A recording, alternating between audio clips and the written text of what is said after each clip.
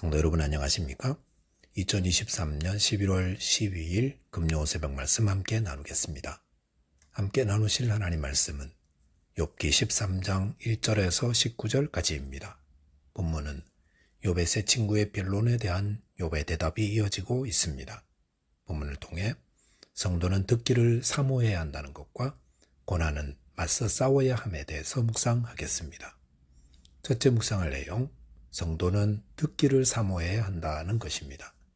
본문 1절과 2절에 보시면 나의 눈이 이것을 다 보았고 나의 귀가 이것을 듣고 깨달았느니라.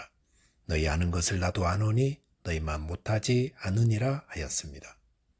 욥은 그의 친구들이 말한 모든 것에 대해 이전에 이미 다 듣고 보고 깨달은 사실이라고 말합니다.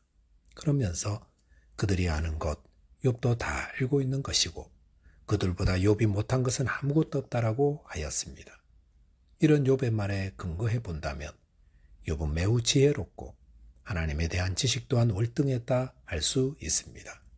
그렇기 때문에 본문 3절에 보시면 참으로 나는 전능자에게 말씀하려 하며 하나님과 변론하려 하노라 하였습니다. 욥은 자기 문제에 대해 친구들과 변론하지 않고 하나님께 나아가 변론하겠다고 하였습니다. 이것은 욥의 친구들이 욥에게 조금도 도움이 되지 않았다는 것을 말합니다. 욥의 친구들은 만사 제쳐놓고 고난받는 욥을 위로하고 돕기 위해서 왔습니다. 그런데 욥에게 도움이 되지 못했습니다. 왜 그런 것입니까? 본문 4절에 보시면 너희는 거짓말을 지어내는 자요 다 쓸모없는 의원이니라 하였습니다. 욥은 그의 친구들을 거짓말을 지어내는 자라 했습니다. 그리고 쓸모없는 의원이라 했습니다.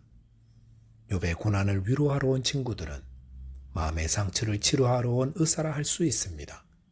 하지만 그들은 잘못된 약을 사용하여 더 큰 부작용을 일으킨 의사처럼 무익한 논증을 펼쳐서 욥의 고통을 더 가중시킨 어리석음을 저질렀다는 것입니다. 그렇다면 어떻게 해야 유익한 의원처럼 고난받는 자를 위로하고 도움을 줄 수 있습니까? 본문 5절에 보시면 너희가 참으로 잠잠하면 그것이 너희의 지혜일 것이니라 하였습니다. 여기 보시면 욥이 그의 친구들에게 무엇을 요구하는지 나오는데 잠잠히 욥의 고난을 들어달라 하고 있습니다. 그것이 현명한 방법이라 하였습니다. 본문 6절에 보시면 너희는 나의 변론을 들으며 내 입술의 변명을 들어보라 하였습니다. 지금까지 욥은 여러 장에 걸쳐 자신의 변론을 친구들에게 이야기했습니다. 그런데도 나의 변론과 변명을 들어보라 이렇게 한 것은 그동안 그의 친구들이 제대로 듣지 않았음을 말합니다. 그러니 욥의 상처가 치유되지 않고 더 아프고 더 고통스러웠다는 것입니다. 고난당하는 자를 위로하고 도움을 주려면 그의 고난에 대해 잘 들어주는 자 되어야 합니다. 욥의 친구들처럼 욥의 고난은 죄 때문이야 단정짓고 욥의 말을 들어주지 않으면 쓸모없는 의원처럼 됩니다. 몸이 아파 병원에 가면 의사는 먼저 어디가 아픈지, 얼마나 아픈지, 언제부터 아팠는지 그리고 이것저것들을 듣습니다. 그것이 병을 치료하는 의사의 바른 모습입니다. 그런데 어리석은 자는 들으려 하기보다 자기 생각, 자기 주장을 먼저 늘어놓습니다. 욥의 친구들은 그들 나름대로 고난에 대한 지혜와 하나님에 대한 지식을 가진 자였는지 모릅니다. 하지만 고난당한 친구를 위로하러 왔다면 무엇보다 그 고난에 대해 들어야 했습니다. 듣되 비난하려 하지 말고 진심으로 공감하며 함께 아파하려 해야 했습니다. 사람들은 누구나 아프고 고통스러울 때 위로받고 싶어 합니다. 그런데 자신이 아프다는 사실을 잘 알리지 않습니다. 왜 그럴까요? 더 아파지기 때문 아니겠습니까? 나 아프다라고 하면 많이 들어주려 하기보다 이건 이래서 저래서 가르치고 판단하고 정죄하려 하기 때문이 아니겠습니까? 잠언 17장 28절에 보시면 미련한 자라도 잠잠하면 지혜로운 자로 여겨지고 그의 입술을 닫으면 슬기로운 자로 여겨지느니라 하였습니다. 야고보서 1장 19절에서는 내 사랑하는 형제들아 너희가 알지니 사람마다 듣기는 속히 하고 말하기는 더디하며 성내기도 더디하라 하였습니다. 저와 여러분께서 누군가를 위로하려 할 때 잘 듣는 자 되시기 바라겠습니다. 둘째로 묵상할 내용은 고난은 맞서 싸워야 한다는 겁니다. 7절과 8절에 보시면 너희가 하나님을 위하여 불의를 말하려느냐 그를 위하여 속임을 말하려느냐 너희가 하나님의 낯을 따르려느냐 그를 위하여 변론하려느냐라고 하였습니다. 여기 보시면 욥은 욥의 친구들을 향해 그들의 주장이 얼마나 어리석었는지를 이야기하기 시작합니다. 욥의 친구들은 욥이 죄 때문에 이런 고난을 당한다고 주장해 왔습니다. 친구 세 사람 모두 한결같았습니다.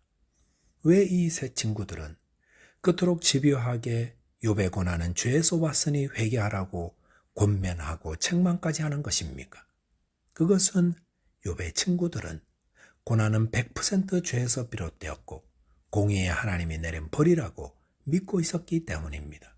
그런데 만약 욥의 말대로 욥이 죄도 없는데 그토록 큰 고난을 당한 것이라면 그것은 하나님이 불의하신 분이라 할 수밖에 없다는 것입니다. 이는 마치 하나님의 포탄이 적군에 떨어져야 하는데 아군의 진지에 떨어져 큰 피해를 야기한 것입니다. 그러면 책임은 모두 포탄을 쏜 하나님께 있다는 것입니다. 그러므로 욥의 친구들은 어떠하든 욥의 이 고난은 죄 때문이다 이렇게 변론하고 주장할 수밖에 없었던 것입니다. 그렇지 않으면 하나님이 불의한 자 되는 것입니다. 고난은 반드시 죄의 결과다 라고 믿는 분들은 욥의 친구들과 같이 잘못 판단할 수 있습니다.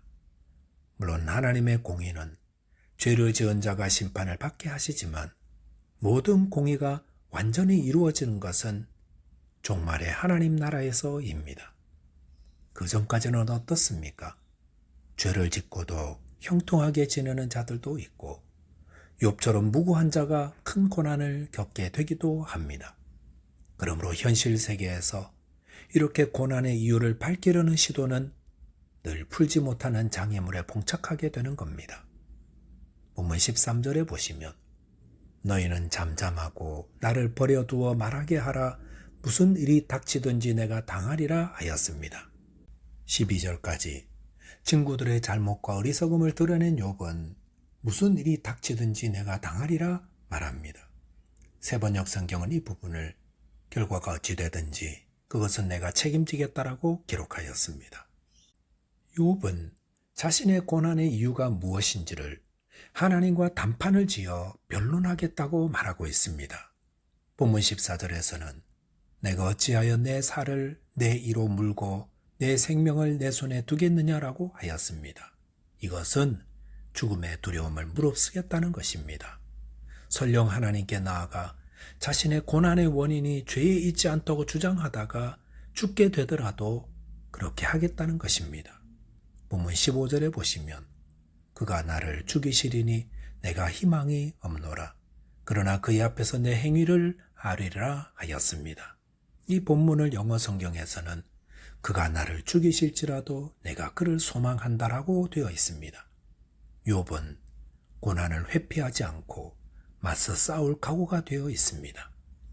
이런 욥의 모습이 고난을 당하는 성도가 어떠해야 하는지에 대한 교훈을 주고 있습니다. 즉 성도는 고난을 두려워하거나 피하는 것이 아니라 정면으로 맞서 싸우는 자 되어야 한다는 겁니다. 예수님도 감당해야 할 큰 고난, 즉 십자가를 앞두고 회피하지 않고 당당하게 맞이하셨습니다. 그럴 때 무엇을 의지합니까? 하나님께 소망을 두어야 합니다. 하나님이 이 고난 가운데서도 나와 함께 계시며 이 고난을 담당할 힘을 주시고 이 고난 후에 정금 같은 모습으로 나오게 하실 소망을 가지고 고난을 정면으로 담당하는 것입니다. 예수님께서 고난을 정면으로 대하셨을 때에 그때 하나님의 구원의 역사가 이루어졌습니다. 고난은 힘든 것입니다. 고통스럽고 피하고 싶은 것입니다. 하지만 고난은 피한다고 해결되는 것이 아닙니다. 고난을 피하려고 불신앙적이고 불의한 방법을 택하는 것은 어리석은 모습입니다. 에스더가 죽으면 죽으리라는 믿음으로 하나님의 살아계심에 소망을 두고 나아갔을 때 승리했던 것처럼 저와 여러분들도 어떤 고난에서도 믿음으로 담대히 싸워 승리하게 되시기 바라겠습니다. 기도하겠습니다. 하나님 아버지, 저희에게 듣는 귀를 주셔서 고난당한 자의 아픔을 잘 경청하게 해 주옵소서. 또한 고난당할 때 하나님을 소망하며 믿음으로 싸워 이길 수 있게 도와주옵소서. 예수 그리스도 이름으로 기도하옵나이다. 아멘. 오늘도 믿음 안에서 승리하는 하루 되시기 바라겠습니다. 감사합니다.